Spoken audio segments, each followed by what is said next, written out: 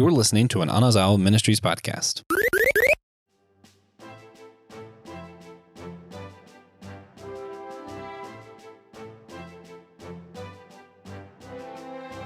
If you had the chance to go to the place where your brother's grandpa was executed, would you take it?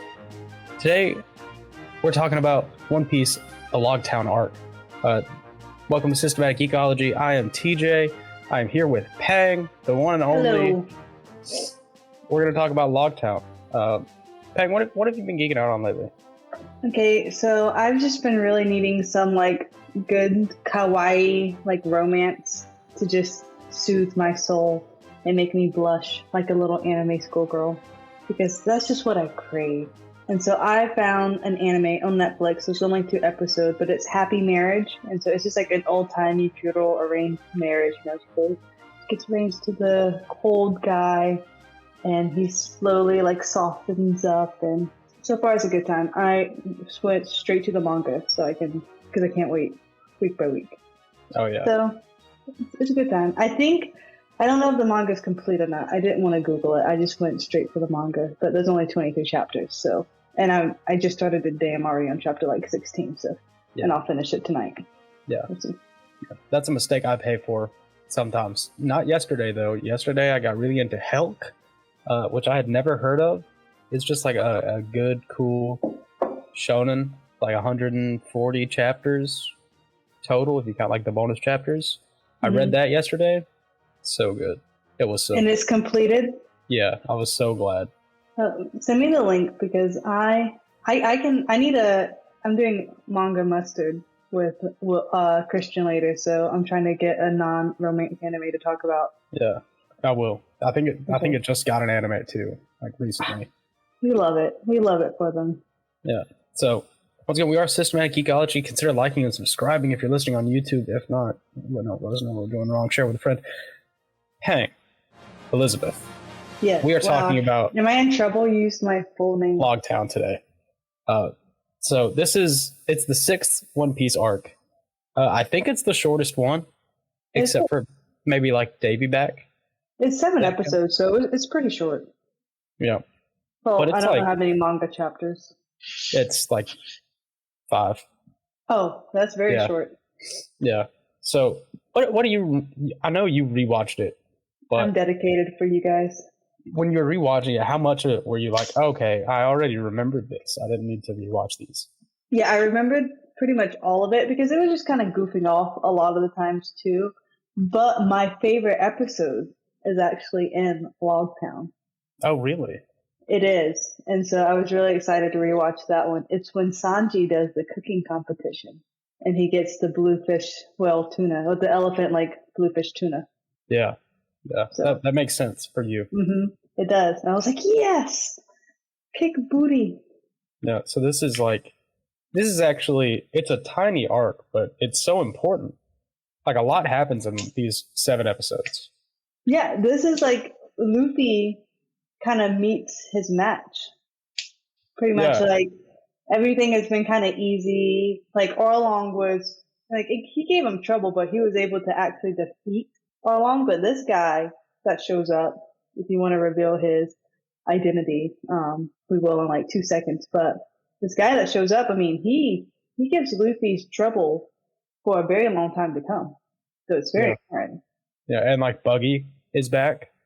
Yeah, and then about the beautiful Valdiva, or however you say her name. Yeah, Alvida. She's actually Alvida. She's actually beautiful now because she ate the slick or the smooth fruit. Depending on if you watch it in sub or dub. I think one is slick and one is smooth. So pretty much, everything can just slide off of her body. And it's hilarious because Luffy did not recognize her. And everyone's fawning over her. And she was like, how can you not recognize me after putting your hands on my body? And, I have to do the fan service. And so I actually noticed rewatching it because she kind of, I guess, developed this random little crush on Luffy, or it was kind of fawning over him and made advances towards him. He went L. So I was okay, so Luffy picked it up. Okay, he may not be asexual. We don't know. But he didn't recognize her because she lost a lot of weight And she pretty much was like, "Oh, my freckles are gone. That's why you didn't notice. But I look the same either way."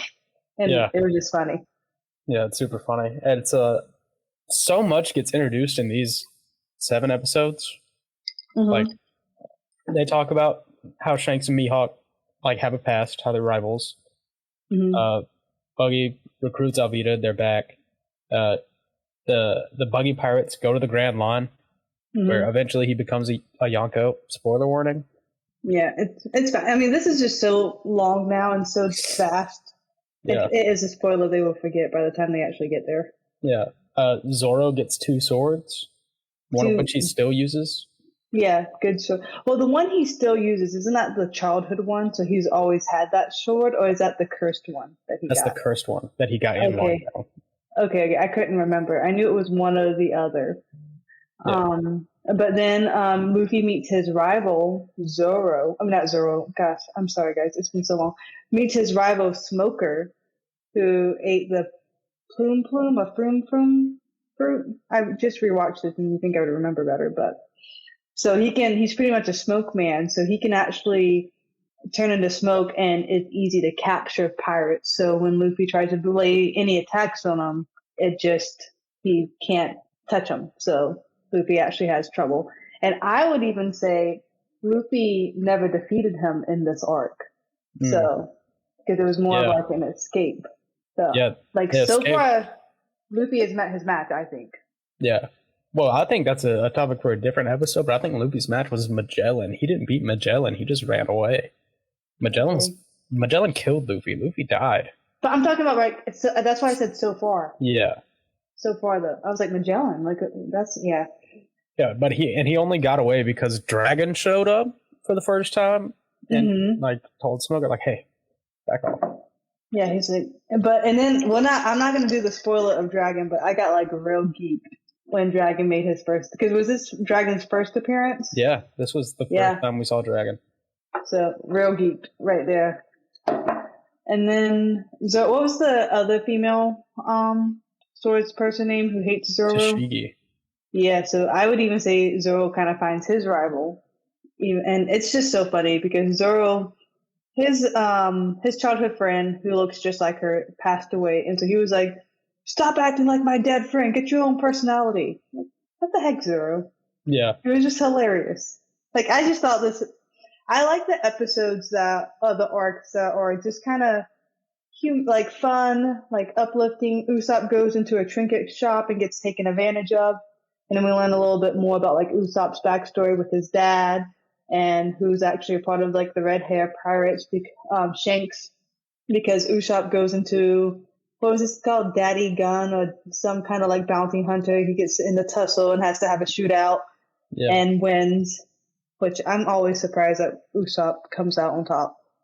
Yeah, I'm a huge fan of Usopp winning things. I think it's nice to bring it back into reality and realize, Usopp's not the strongest on the crew, but he's still on the Straw Hat crew. He has luck on his side, that's for sure. Which is a skill. I think having luck can be very skillful. But even then, Usopp actually showed initiative when they were trying to get away from the pirates. He jumped into the ocean and was just using his slingshot and was getting it.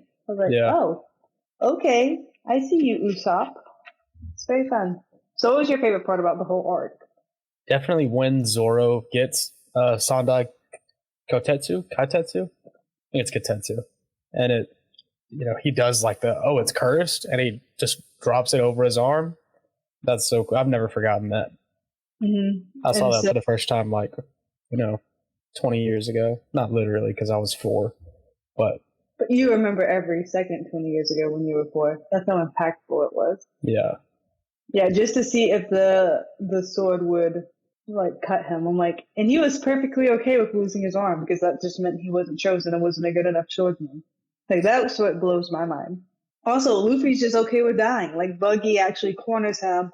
He's on the platform. So that's, I guess, the biggest thing in this whole arc. So Logtown, is that how you say it? Logtown? I said Logtown. I think it's Logtown. This town. You guys are getting me when I am in school all day, so I am just done with my words. So if you hear me slurring, I'm not drunk. Just mind your business. But this is the town where Goldie Roger was actually executed.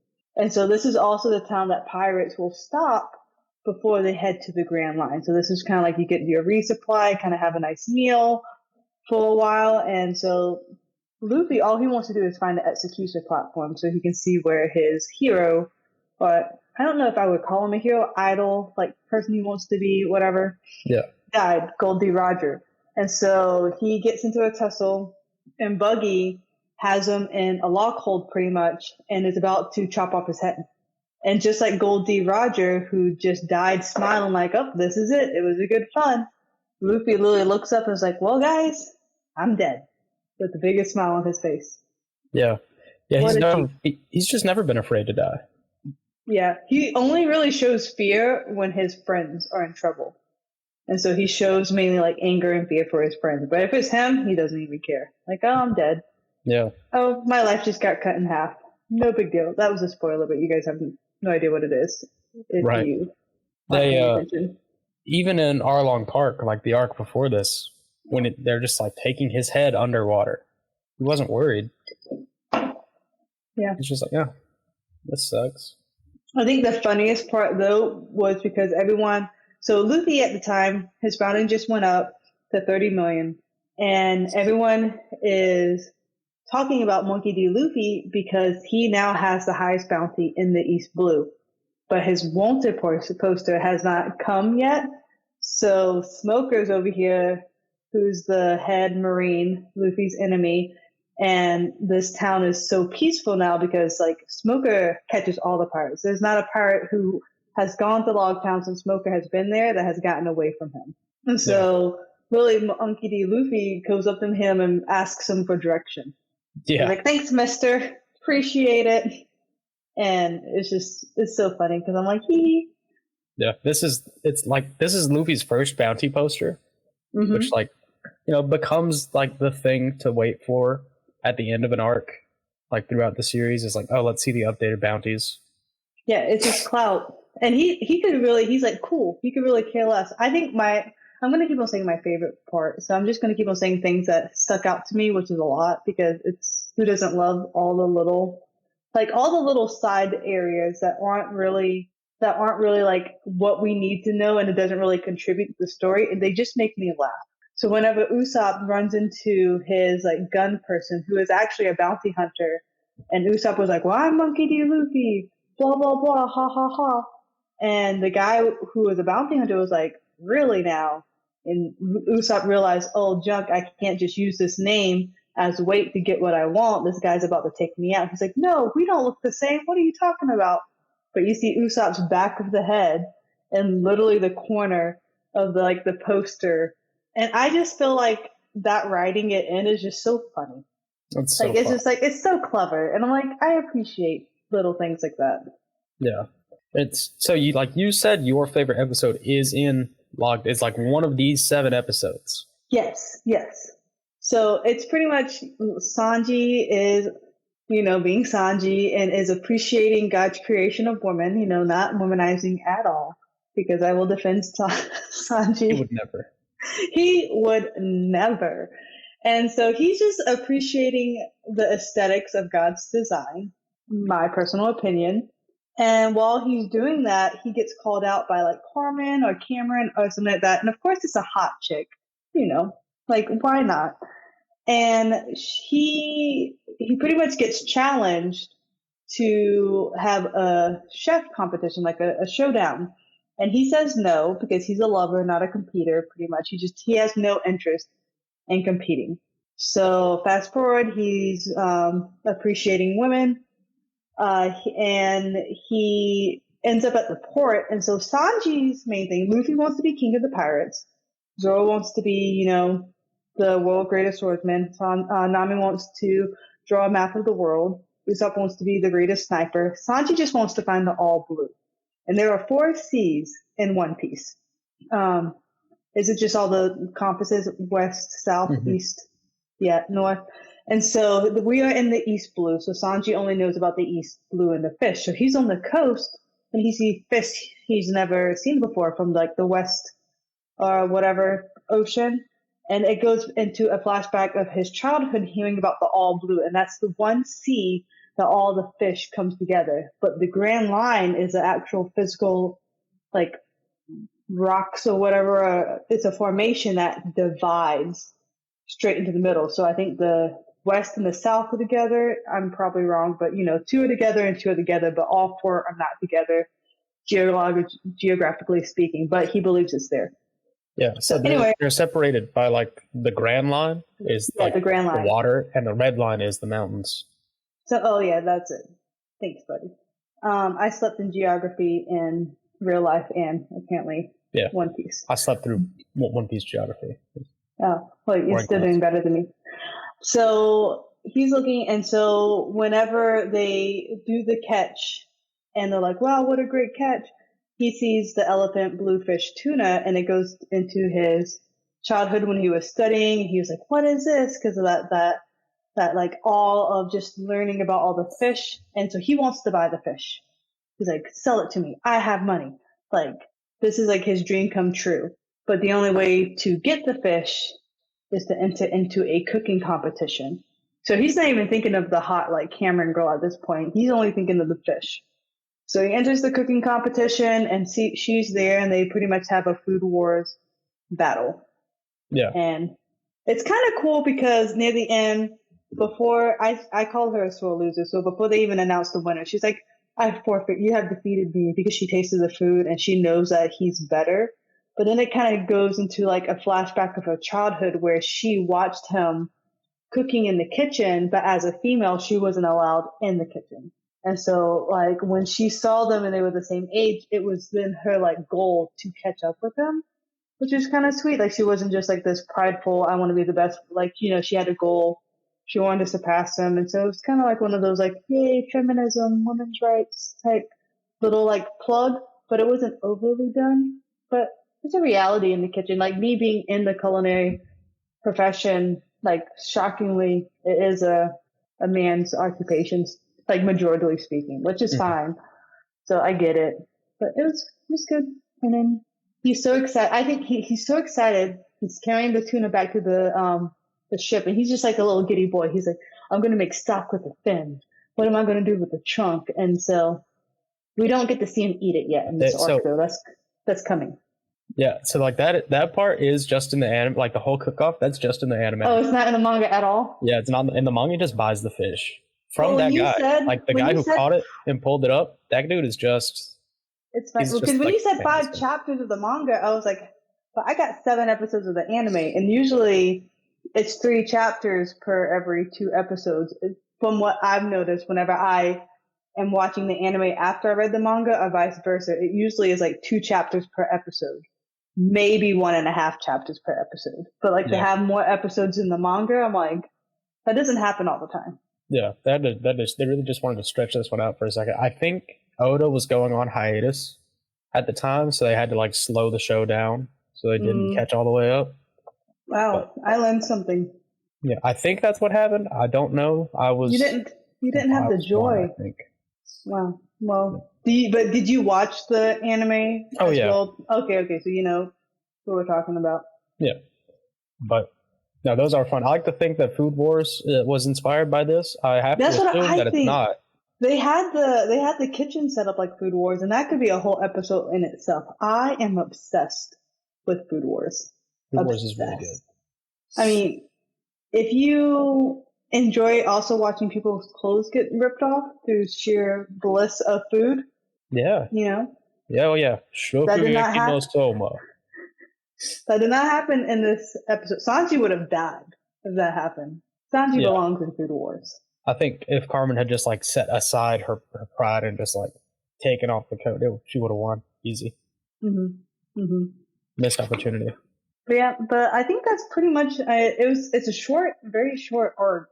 And I'm trying to think of who else. Nami just went shopping during this arc. It's fun that you get to see that she is that business person I love because she lent Zoro money at a 300% interest so he can get the swords. And so since he didn't even have to use the money because he found the sword, and then I'm still shocked the shop owner, when he saw Zoro do the whole like arm thing and he was a real swordman, then proceeded to give him their like most valuable sword because it deserved to be with a swordsman. And I'm just that's just bad business. I don't care how good someone is. Nah, he earned it. No, he did not earn it. No. Earned it. And then the wife was like, "You can't buy me anything nice," but then like get him. He just put your livelihood at stake. Yeah, that's true. That guy's probably homeless now. Probably. It's all Zoro's fault. It is.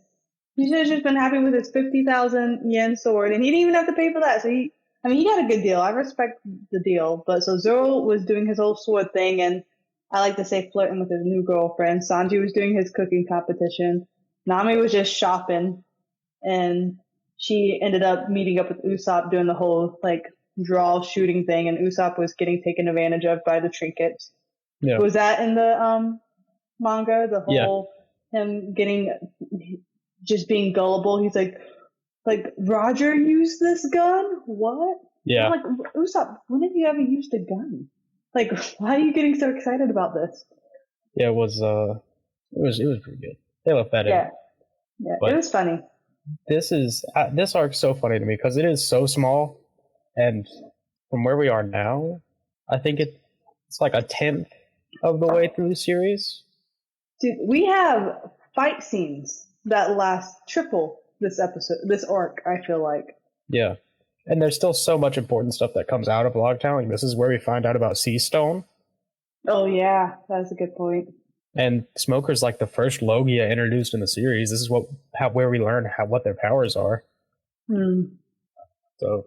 Yeah. Oh, and if you guys didn't know, Sea Stone makes the Devil Fruit user powerless. That's their kryptonite, pretty much, because it's made from the salt from the sea, which is why they can't swim. So, if you didn't know, now you know. Yeah, it's also the first time we see a giant in One Piece. Which one's the giant again? They don't label him that. He's not it's not a big deal. He's just there. Is it the skull? No. Oh. It's just there's just a giant in Logtown. Oh. But they don't tell us it's a giant until the Little Garden act. It's like, oh yeah, the giant race exists. Well, they kind of mentioned it. He's there. He's in Logtown. Whenever he went to Goldie Rogers' bar, and he's like, "Wow, that skull is so big," and the bartender said how Goldie Rogers struck him with like one blow. So I was like, "Oh, that makes sense." But I guess it's technically referenced verbally, but not really.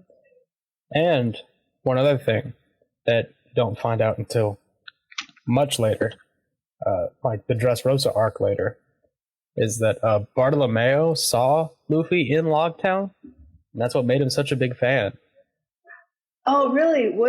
And was that in the manga? Because I didn't see that. Yeah. Okay, I don't think. I'm pretty sure he's in the anime. Spend the rest of the night rewatching the 7 episodes. I'm pretty sure he's there. I'm sure. I'm gonna YouTube it later. That's really fun. So he was like a true fan, not a bandwagon fan. Oh yeah. That's like when he started his pirate journey, was when he saw Luffy in Logtown. Maybe because there was so many people in the crowd, so he probably was in the crowd of the whole thing. And that's another thing. When Luffy was about to die, lightning from the heavens came and struck down the platform. Like the bolts came out and everything. So, and that's when Dragon talked about like you can't mess up someone's. I can't remember the exact wording, but pretty much divine purpose is something that he said or along those lines. So Luffy has luck on his side as well, which luck is skill. Like you need luck in life. For sure. That's like, One Punch Man. That's King's whole thing. King is lucky. He doesn't have no power. He's really lucky. Because if something ever goes down, Saitama comes and does takes care of whatever was going to happen to King. Now everyone thinks King's the strongest man alive. But that's not what this is about. No, I'm not a lucky person. Would you say you tend to be lucky? No, never. Like every time I go to the casino. You're right. Gosh, one time I was really, really up in roulette and I lost so much money. It went red 14 times in a row. Statistically speaking, it should not happen. I mean, statistically speaking, it's just as likely to happen every time. Stop it. But I remember his name too, Martine. I was like, Martine, why are you doing this to me? Because I kept on betting black until I ran out of money. That's so funny. You just refused to give up black. Because I was like, no, it has to be black this time. It has to be black this time. It has to be black this time. And I think I stopped counting at 14. I remember 14. So I think I might have so it was probably like a couple more. It can't be that much more then, but I just remember 14. That's insane. And then the next day I went back and I was still losing. I was like, well, maybe I'll get lucky again. And no. No, I'm not a very lucky person. Josh is. Josh is very lucky. My husband hit the jackpot in the slots, but when you're betting like 5-cent slots, the jackpot was only $80. Wow. And so I was like, why didn't we? Yeah, that's upsetting. It really was. I'm like, if only I would have known. And he did it like the second spin too. Oh, wow. I know. Man. I still think about it. I was like, why didn't we do $1? If we would have just done $1. So, but yeah. Do you have anything else to say about the Logtown arc? I'm trying to think. We talked about how so lucky. We kind of went through all the characters because it's wild to me how little the crew is. Yeah. Mm-hmm. Yeah, going back this far and you're like, okay, where's the other half? Literally. And so I like this arc. I would rate it. I don't know if I would say it's my favorite one, but I appreciate the simple quickness of the beginning of One Piece getting us like information and moving on. Like I'm glad like the fight scenes aren't drawn out. I like how it's a nice, quick, easy watch because sometimes when you get when a fight scene is more than 5 episodes, I just get really like annoyed. Mm. Me personally. Yeah, I kind of get it.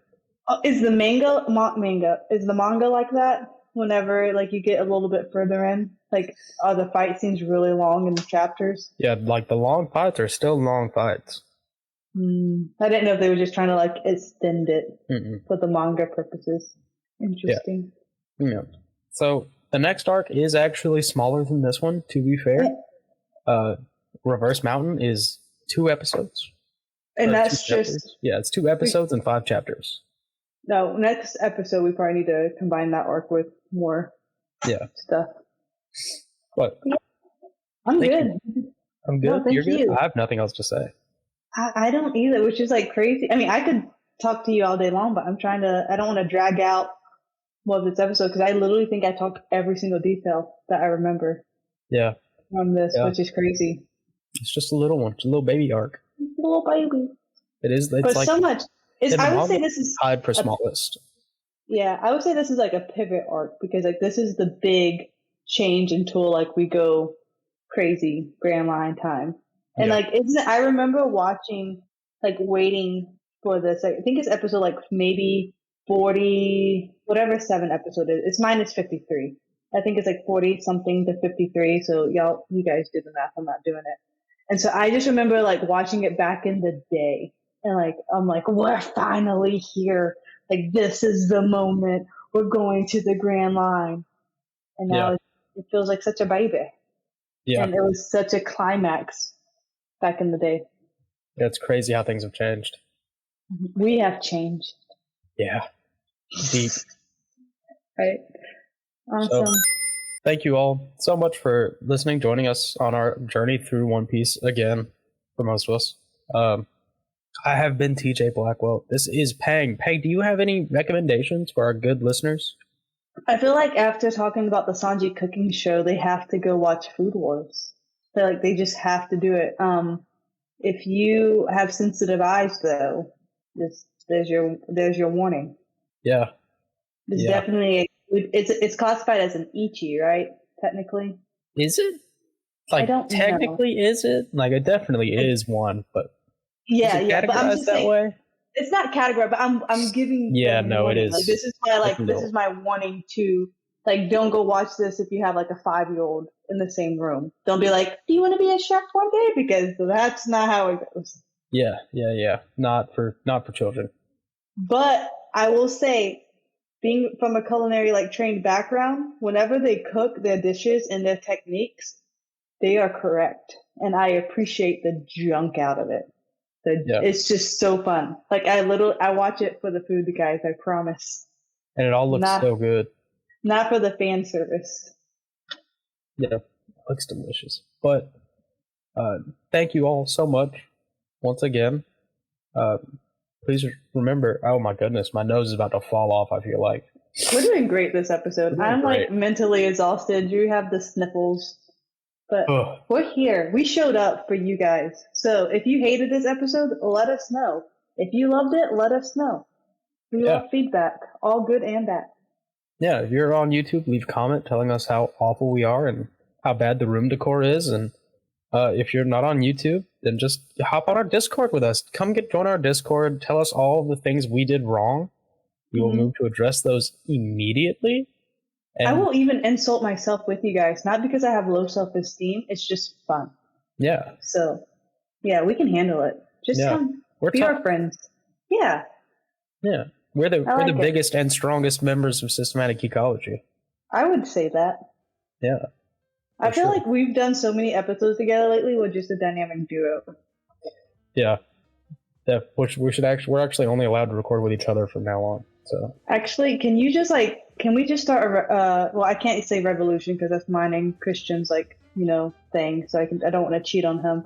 But can we just do the ratings where you guys all find PJ's and I's episode and just don't even listen to it, just stream it in the background, make our numbers go higher than the other hosts so we can just make them feel bad about themselves? That would be great. Yeah. If you're still listening, we need your help. Yes. Yeah, crush the spirits of the other hosts. Yeah. Go get on every device you own, play some TJ and Pang episodes. We'd appreciate that greatly. Yeah, and we get to meet for the first time this weekend. I don't know when they're going to be listening to this episode, but soon we'll be reunited in the flesh. Yeah. So, thank you. Come back a couple days from now. Check out our new stuff. And remember, we are a chosen people. The geekdom of priests. Yes. Like he said.